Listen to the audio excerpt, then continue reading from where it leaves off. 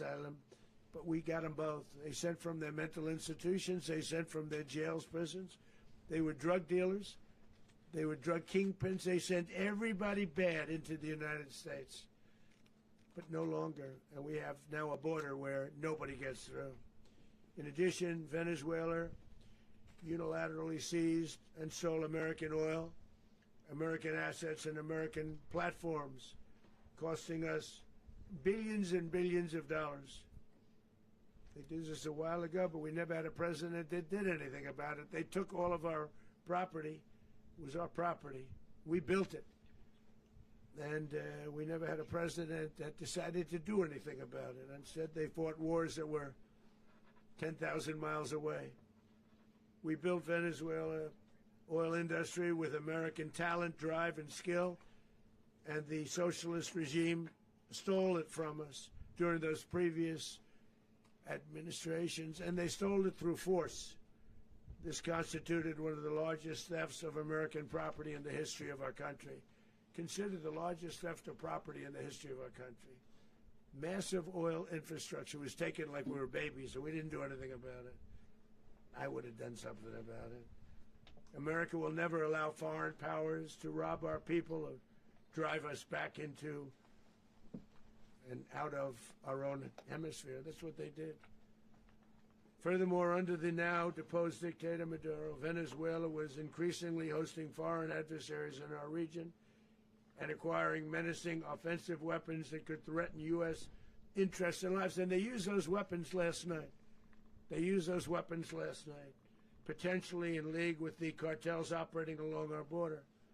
All of these actions were in gross violation of the core principles of American foreign policy, dating back more than 2 centuries. And not anymore. All the way back, it dated to the Monroe Doctrines. And the Monroe Doctrine is a big deal. But we've superseded it by a lot. By a real lot. They now call it the Monroe Document. I don't know. It's Monroe Doctrine.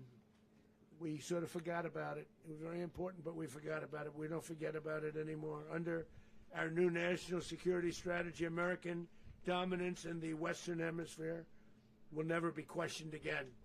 Won't happen.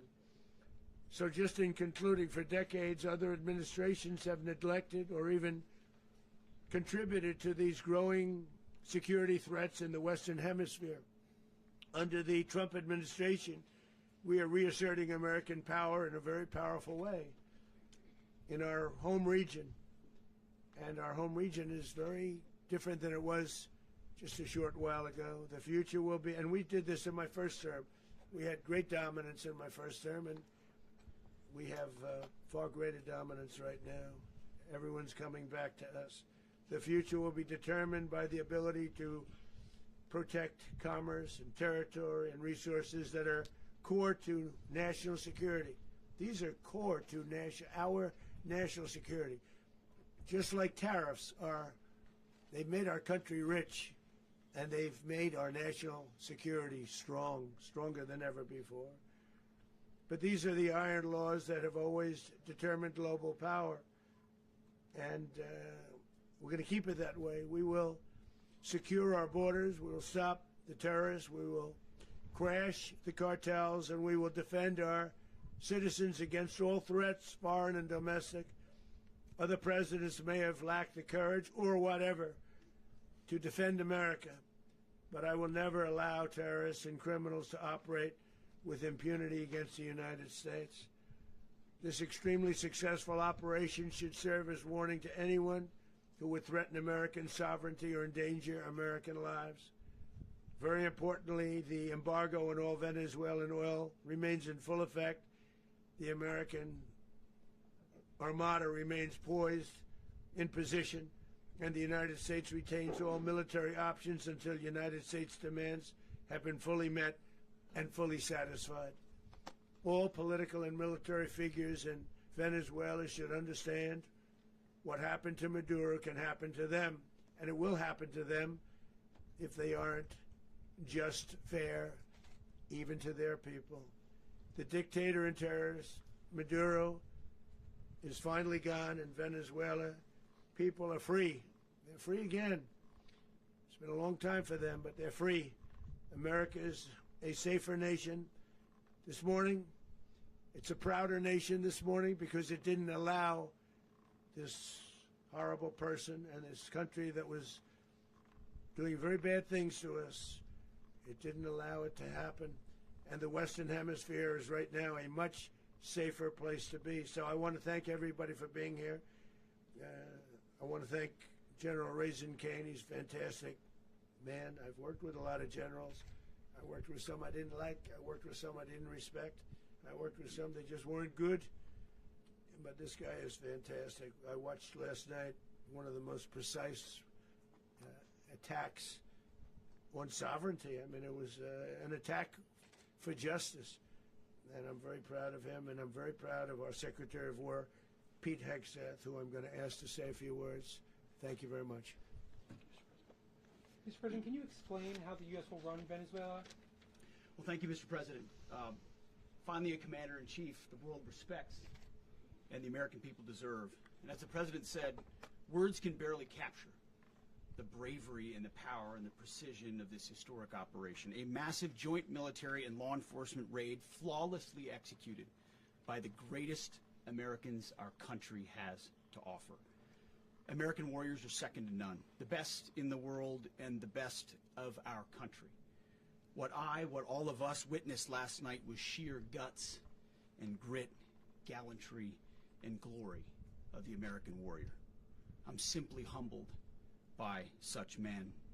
And I tip my hat to our chairman, Dan Raisin Kane, and all those Americans who stood watch last night. Our warriors are the elite of America, and again, President Trump has your back. No other country on planet Earth, and it's not even close, could pull this kind of operation off. And no other president has ever shown this kind of leadership, courage, and resolve. The most powerful combination the world has ever seen. As the President said, our adversaries remain on notice. America can project our will anywhere, anytime. The coordination, the stealth, the lethality, the precision, the very long arm of American justice, all on full display in the middle of the night. Nicolas Maduro had his chance, just like Iran had their chance, until they didn't and until he didn't. He effed around, and he found out. President Trump is deadly serious about stopping the flow of gangs and violence to our country. Deadly serious about stopping the flow of drugs and poison to our people. Deadly serious about getting back the oil that was stolen from us. And deadly serious about reestablishing American deterrence and dominance in the Western Hemisphere. This is about the safety, security, freedom, and prosperity of the American people. This is America first. This is peace through strength. And the United States War Department is proud to help deliver it. Welcome to 2026, and under President Trump, America is back. I'd like to welcome now our chairman, Chairman Raisin Kane, to give a few more details about the operation. Mr. Chairman. Thank you, Mr. Secretary. Thank you, Mr. President, and good morning.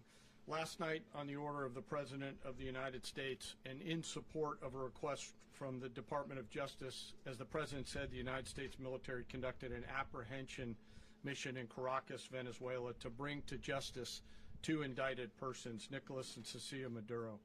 This operation, known as Operation Absolute Resolve, was discreet, precise, and conducted during the darkest hours of January 2nd and was the culmination of months of planning and rehearsal, an operation that, frankly, only the United States military could undertake.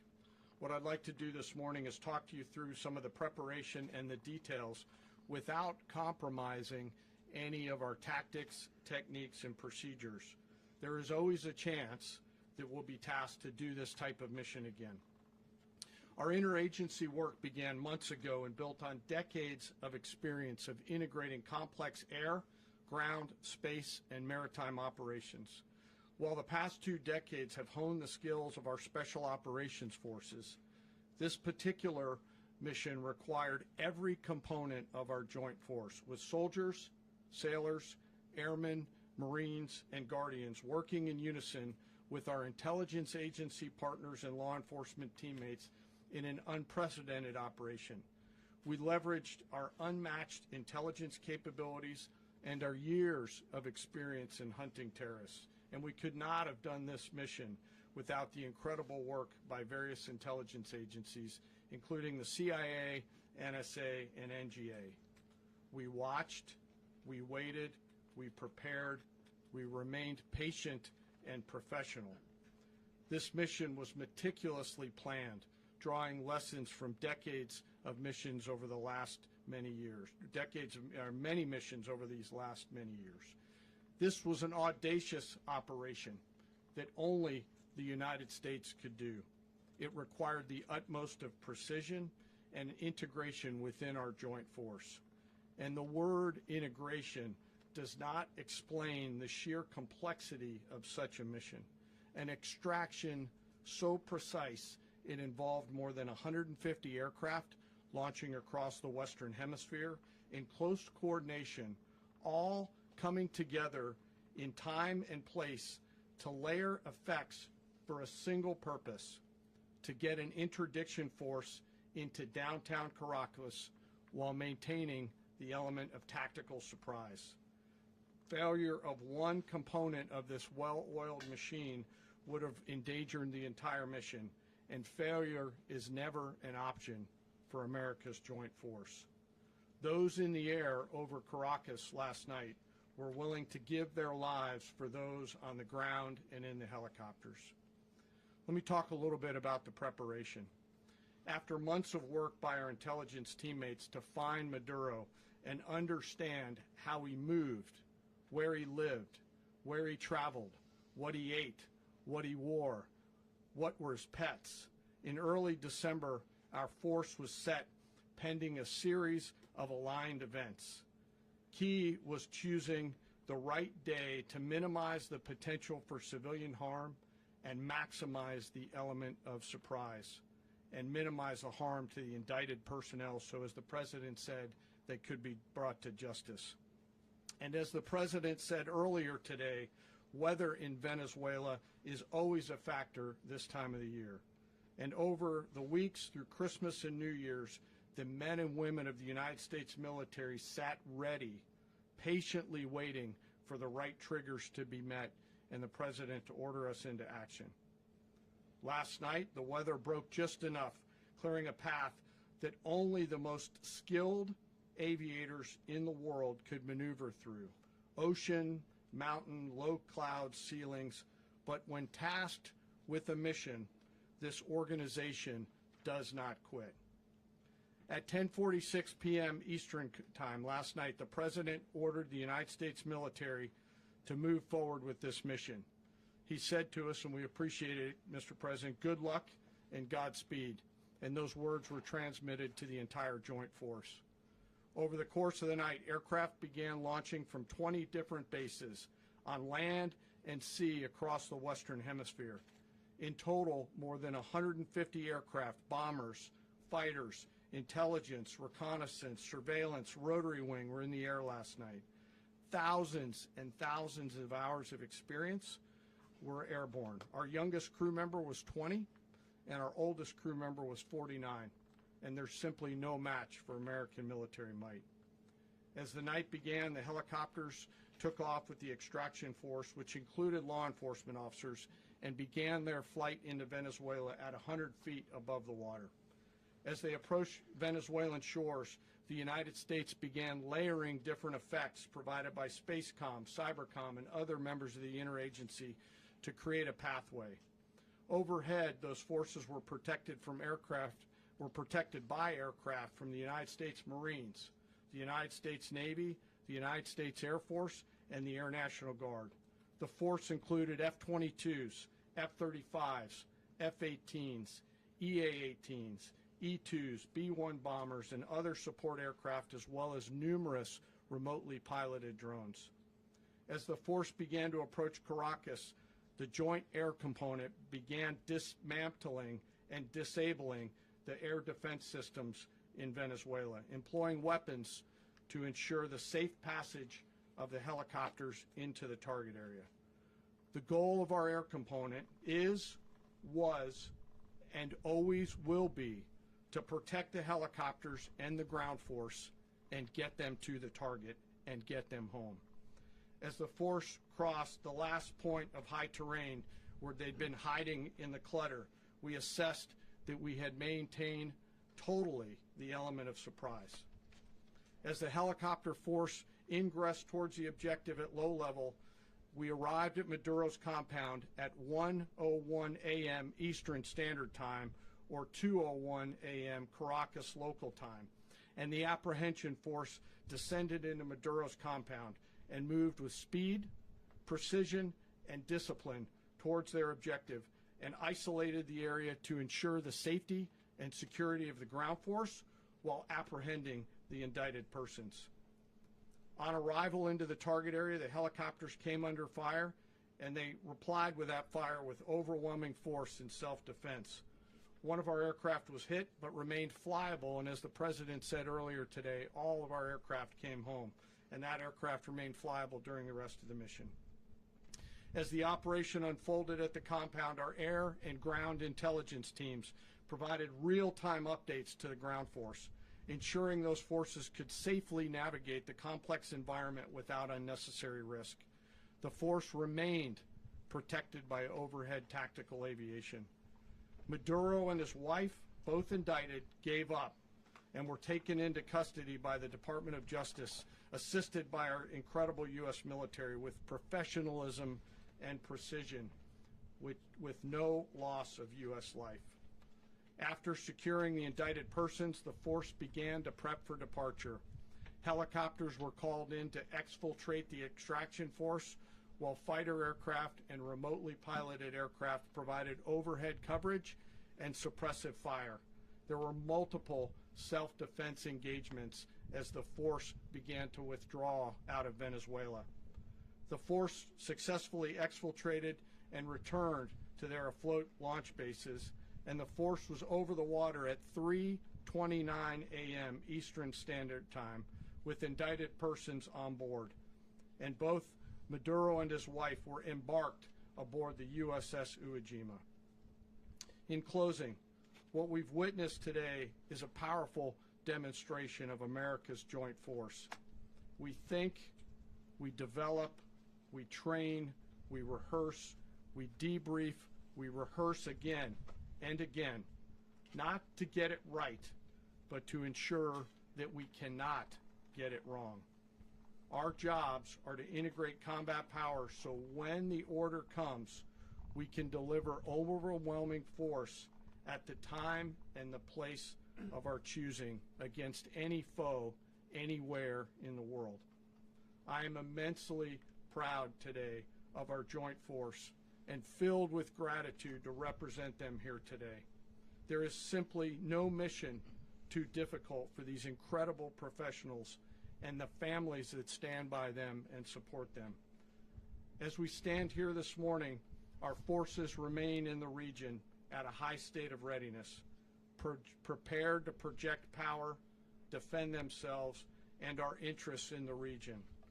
This operation is a testament to the dedication and unwavering commitment to justice and our resolve to hold accountable those who threaten peace and stability.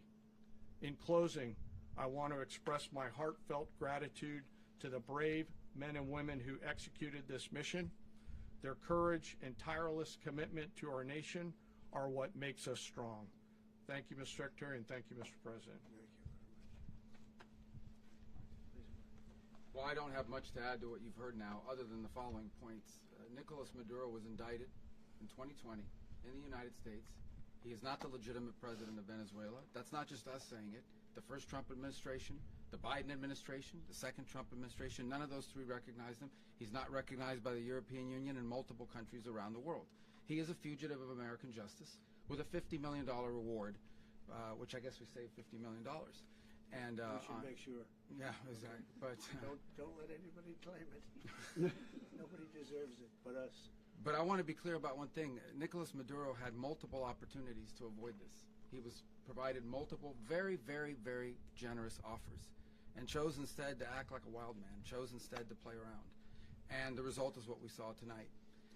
The other message here is the following. You have a guy, like many people around the world, they like to play games. You have a guy who decides he's going to invite Iran into his country, is going to, do the confiscation of American oil companies, is going to flood our country with gang members, is going to take Americans prisoner and try to hold them for hostage and trade them like he was able to do with the Biden administration.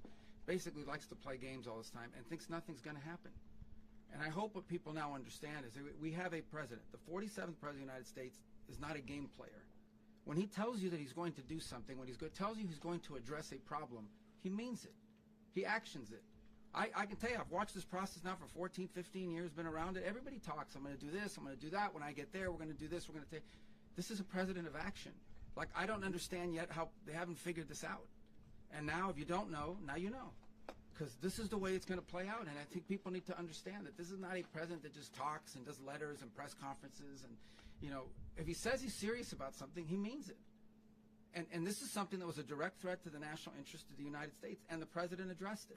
There's a president of peace, by the way. I told you what I just said earlier. This guy had multiple opportunities to find his way somewhere else and figure out another. He could have been living somewhere else right now very happy. But instead, he wanted to play big boy.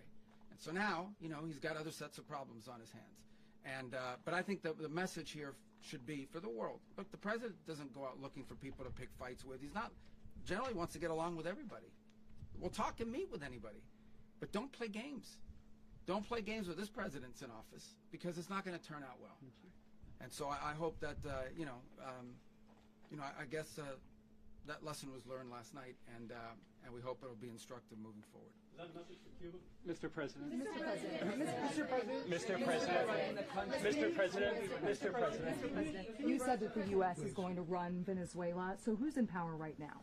Well, we're going to be running it with a group, and we're going to make sure it's run properly. We're going to rebuild the oil infrastructure, which will cost billions of dollars. It'll be paid for by the oil companies directly. They will be reimbursed for what they're doing, but it's going to be paid. And we're going to get the oil flowing the way it should be. As you know, it was just a minor flow. It was actually a minor flow for what they have. But we're going to run it properly, and we're going to make sure the people of Venezuela are taken care of. We're going to make sure the people that were forced out of Venezuela by this thug are also taken care of. Mr. President. Does the U.S. running the country mean that U.S. troops will be on the ground? How will that work? Well, they always say boots on the ground. So we're not afraid of boots on the ground if we have to have. We had boots on the ground last night at a very high level, actually. We're not afraid of it. We don't mind saying it. But we're going to make sure that that country is run properly. We're not doing this in vain. This is a very dangerous attack. This is an attack that could have gone very, very badly. Could have gone very badly. We could have lost a lot of people last night. We could have lost a lot of dignity. We could have lost a lot of equipment. The equipment is less important, but we could have lost a lot. And we're going to make sure that this is proper. We're there now. We're ready to go again if we have to. We're going to run the country right. It's going to be run very judiciously, very fairly. It's going to make a lot of money. We're going to give money to the people. We're going to reimburse people that were taken advantage of. We're going to take care of everybody. It's very important. We couldn't let them get away with it. They stole our oil. We built that whole industry there, and they just took it over like we were nothing. And we had a president that decided not to do anything about it. So we did something about it. We're late, but we did something about it. Yeah, please. Mr. President, can you explain the exact mechanism by which you're going to run the country? Are you going to designate a U.S. official to coordinate? It's all being done right now. We're designating people. We're talking to people. We're designating various people, and we're going to let you know who those people are. Mr. President. What's the group you mentioned that would run Venezuela? Well, it's largely going to be, for a period of time, the people that are standing right behind me. We're going to be running it. We're going to be bringing it back. It's a dead, I talk about a dead country. A year and a half ago, we were a dead country. Now we're the hottest country anywhere in the world. We're a country doing better than any country anywhere in the world. And it required leadership. Venezuela has a lot of bad people in there, a lot of bad people that shouldn't be leading. We're not going to take a chance that one of those people take over for Maduro. So you can look at, and others, we have fantastic people, including people in the military. So we're going to have a group of people running it until such time as it can be put back on track, make a lot of money for the people, and give people a great way of life, and also reimbursement for people in our country that were forced out of Venezuela. Mr. President, Rubio would be. You said earlier today that you weren't going to back Machado to come back and be the opposition leader in your Fox and Friends interview. And then you also mentioned the vice president of Venezuela. Are you going to work with the vice president of Venezuela, or how do you foresee the relationship Well, going? I understand she was just sworn in, but she was, as you know, picked by Maduro. So Marco's working on that directly. He just had a conversation with her, and she's essentially willing to do what we think is necessary to make Venezuela great again. Very simple. Mr. President, Colombian President Gustavo Petro, a couple weeks ago, he said he's got to watch his ass. And today, he said he's not concerned about anything happening to him in the aftermath of this operation. So, just what your message is Well, about he that. has cocaine mills. He has factories where he makes cocaine. And yeah, I think I stick by my first statement. He's making cocaine. They're sending it into the United States. So he does have to watch his ass. Mr. President, Did you notify any members of Congress in advance? Marco, do you want to talk about that? Because you were involved in it. Sure. We call members of Congress immediately after. This was not the kind of mission that you can do congressional notification on. It was a trigger-based mission in which conditions had to be met night after night. We watched and monitored that for a number of days. So it's just simply not the kind of mission you can call people and say, hey, we may do this at some point in the next 15 days. But it's largely a law enforcement function. Remember, at the end of the day, at its core, this was an arrest of 2 indicted fugitives of American justice, and the Department of War supported the Department of Justice in that job. Now, there are broader policy implications here, but it's just not the kind of mission that you can pre-notify because it endangers the mission. If I can add one thing to that, Congress has a tendency to leak. This would not be good. If they leaked, General, I think it would have been maybe a very different result. But I have to say, they knew we were coming at some point, you know. A lot of ships out there, they sort of knew we were coming. Mr. President, But Congress will leak, and we don't want leakage. Mr. President, You were one of the only people to watch this all play out live. What was Maduro doing when the U.S. forces entered what I assume would be his home? And also, was there any point where the U.S. was considering, if Maduro pushed back or resisted, killing Maduro? It could have happened. It could have happened. He was trying to get into a safe place. You know what a safe place is, all steel. And he wasn't able to make it to the door because our guys were so fast. They went through the opposition so fast. And there was a lot of opposition. You know, people were wondering, do we get them by surprise? Sort of surprised, but they were waiting for something. It was a lot of opposition. There was a lot of gunfire. You saw some of it today. But he was trying to get to a safe place, which wasn't safe because we would have had the door blown up in about 47 seconds, they say on average, regardless of how thick the steel was. It was a very thick door. It was a very heavy door, but he was unable to get to that door. He made it to the door. He was unable to close it. So where is Maduro going to be? Go ahead, finish. Where is Maduro going to be in the time being right now? Do you know his exact Well, whereabouts? eventually, ultimately, in the near future, he's going to be brought to New York. And where is he going to be held? Where is he going to be held in New York? Do you know? That's going to be up to the officials that do these things. Mr. President, the U.S. has something of a mixed track record of ousting dictators without necessarily a plan for what comes afterwards. Not with Did me, that though. weigh on your decision Well, that's making? when we had different presidents, but with me, that's not true. With me, we've had a perfect track record of winning.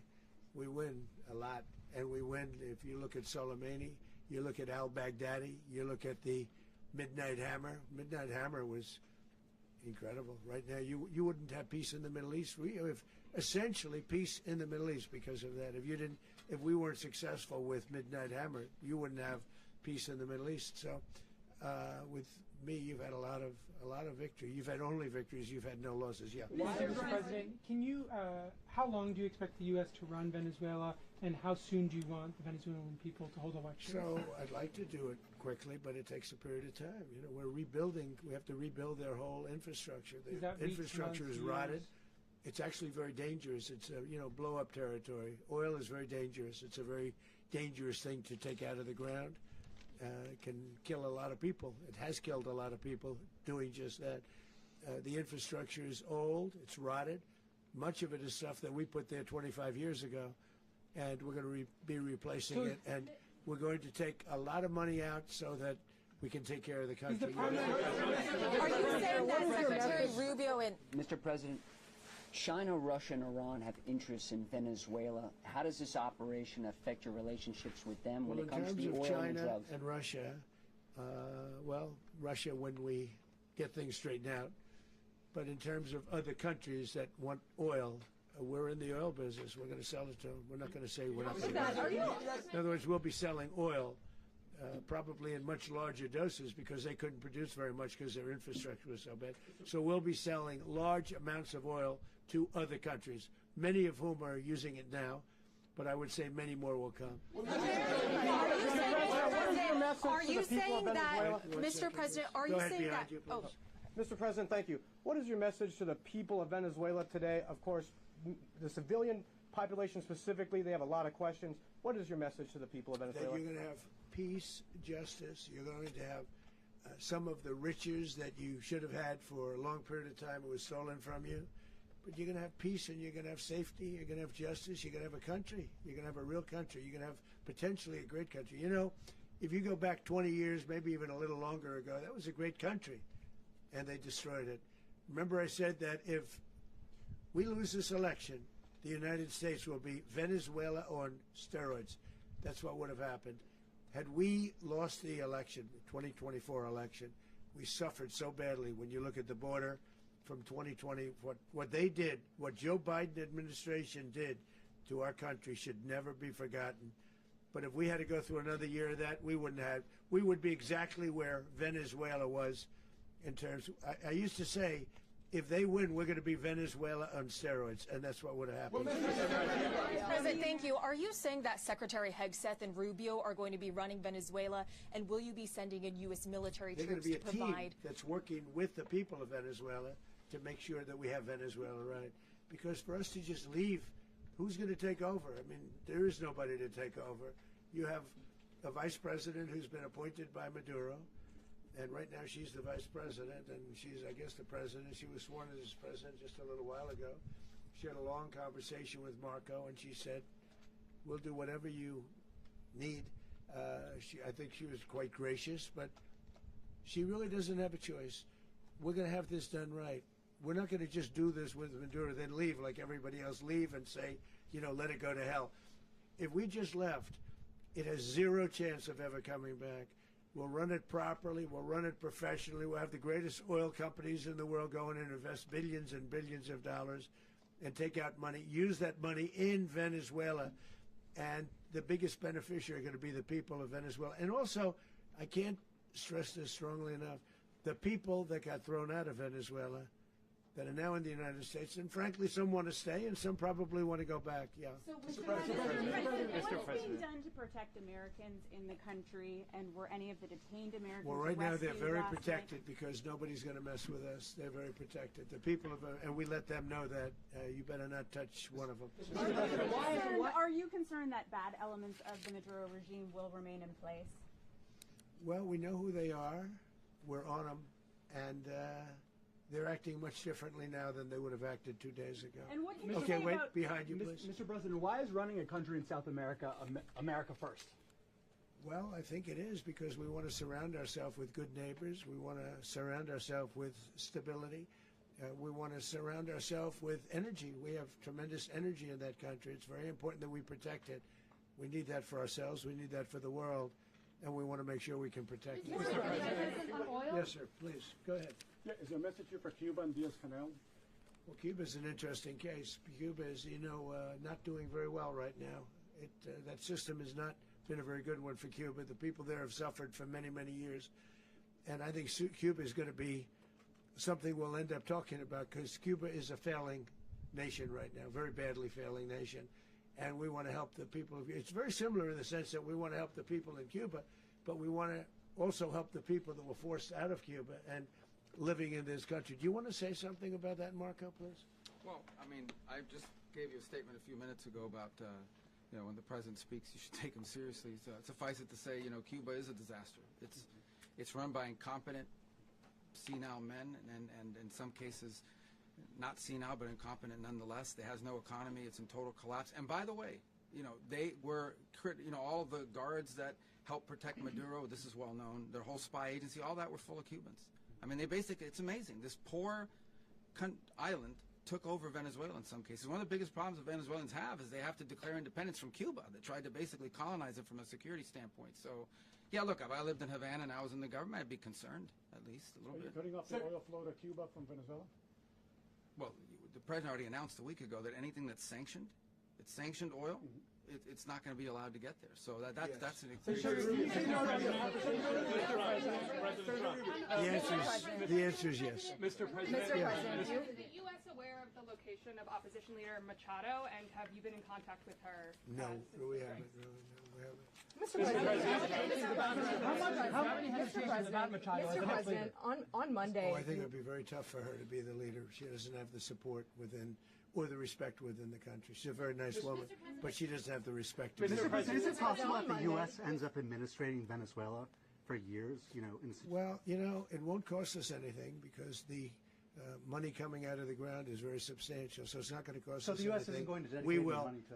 Well, we want safety there. We want to be surrounded by countries that aren't housing all of our enemies all over the world. That's what was happening, and you don't want to have that.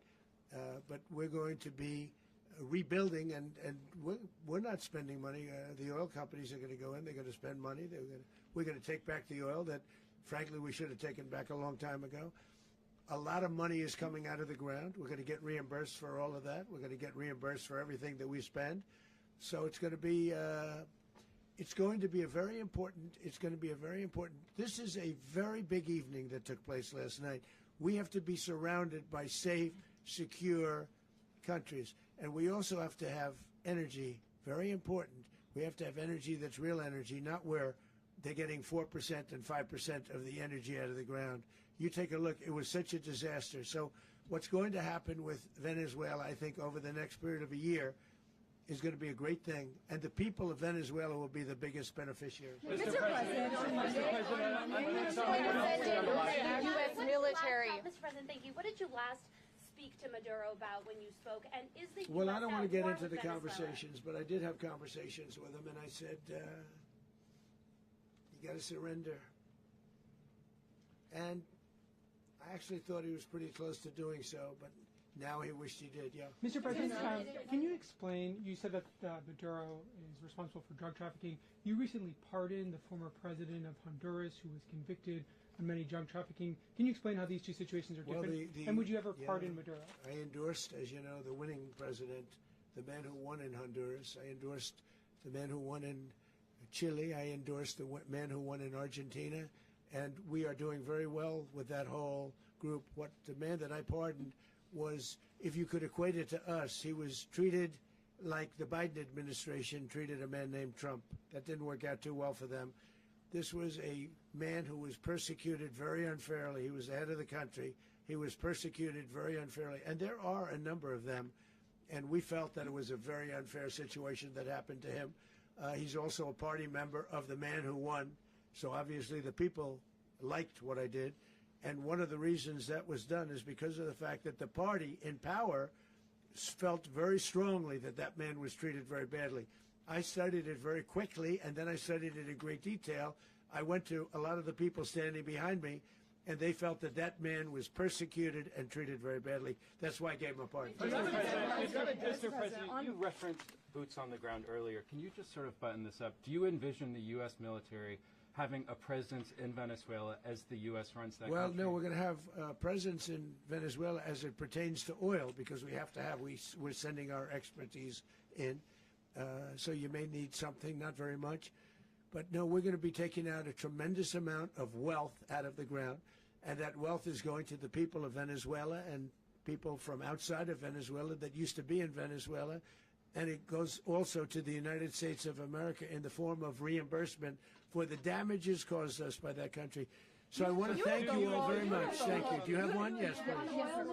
You were so nice before. I'm going to give you the final question. Go Thank ahead. you, Mr. Unless it's a bad question, in It's which about case I'll Putin. go 1-1. It's about who? It's about Putin, if you want. About Putin. Well, Okay. that's always nice. You had a to talk phone. about Putin. You had a phone call with him on Yeah. Monday. Did he talk at all about Maduro? Did y'all talk about this? No, we didn't. And We then- never spoke about Maduro. Are you mad at him right now? I mean, there's this I'm not intelligence. thrilled with Putin. I'm not thrilled with Putin. He's killing too many people. There was that I intelligence. thought that would be so. I settled 8 1/4 war. You know what the 1/4 was? Thailand and Cambodia. I did it again. They broke out, and I did it in about 5 hours, and I settled it. I'm giving myself 1/4, so I'm up to now 8 1/4. In other words, I settled the war, but then they broke out. They had a pretty bad breakout over the last 4 days. I got them to go back to peace. So I only give 1/4. I thought the easiest one would be, one of the easier ones would be Russia, Ukraine. It's not. And they both have done some pretty bad things. And look, that's Biden's war. That's not my war. But I want to stop the lives. Did you see where last month, 30,000, it was 27,000 the month before. 30,000, mostly soldiers, were killed this last month. 30,000. I want to stop that. You know, I got NATO to pay 5% instead of the 2% that they weren't paying. They weren't paying 2, now they pay 5. And we send them a lot of munitions, we send them a lot of things, missiles and various other things, a lot. And they pay. The United States is not losing money. We're probably making money on that.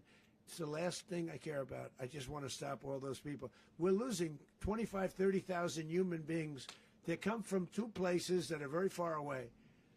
But if I can stop, because it's something I've been pretty good at doing, deals, I guess. It's all a deal. Life is a big deal. But if I can stop that war and stop 30,000 young people, in addition to the fact that people are being killed in Kiev, people are being killed in other cities throughout, you know, a much smaller number, but they're being killed, viciously killed. So I'm not happy about it. I thought that would be something that would get solved. We have Mr. Witkoff here. I think that we're making progress, but that's a war that should have never happened. If I were president, it would have never happened. Putin says it. Everybody says it. If I were president, that would have never happened. But I inherited that war. That was Joe Biden, Zelensky, and Putin. I came into the situation, and it's a mess. And I will say this. I watched an operation last night that was so precise, that was so brilliant. I mean, it was incredible. If we had our people, like this general, and our people involved, that war would not have gone on very long, that I can tell you. You told me That war, to use an old term, that war has become a bloodbath. And we want it to get stopped. Thank you very much. Are you concerned a rogue Venezuelan general to take over the country? Can you talk about your conversation with the vice president?